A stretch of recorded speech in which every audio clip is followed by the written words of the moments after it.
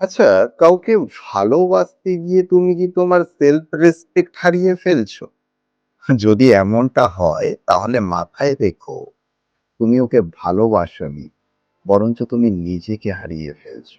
আসলে একটা কোথাও কোট পড়েছিলাম, কোটটা খুব লেগেছিল এই জায়গাটাতে। কোটটা এটাই ছিল যে, ভালোবাসা আর সম্মান নাকি একসাথে পাওয়া যায় না। অর্থাৎ যদি তুমি কাউকে ভালোবাসো আবার যদি তার থেকে সম্মানও চাও, এটা নাকি পাওয়া যায় না। কিন্তু আমার প্রশ্ন তোমার কাছে এটা, আচ্ছা সম্মান ছাড়া কি ভালোবাসা সম্ভব? সম্মান ছাড়া কি কোনো ভালোবাসা সম্ভব? যদি দেখো যে তোমার পার্টনার রেসপেক্টই করছে না, তুমি একটা সম্পর্কে আছো, অ্যাকচুয়াল ১ম ৩ মাস ৪ মাস তো সবকিছুই ভালো লাগে।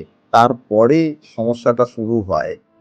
তো ৫ মাস, ৬ মাস, ৭ মাস, ১ বছর, ২ বছর যাওয়ার পরে যদি দেখো তোমার পার্টনারের রেসপেক্টই নেই, তুমি এফোর্ট দিয়ে যাচ্ছ, তার তরফ থেকে কোনো এফোর্ট নেই, বরঞ্চ ইগনোর আছে।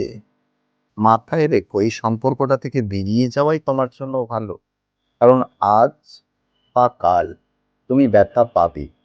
আর এটা আমি আমার হিলিং এর সেশন করাতে গিয়ে প্রচুর দেখেছি জীবনে। তাই আমি এটা মনে করি এবং তোমারও আমার মনে হয় এটা মনে করা উচিত যে ভালোবাসা এবং সম্মান এটা পরস্পরের পরিপূরক, একে অপরকে ছাড়া কখনো চলতে পারে না।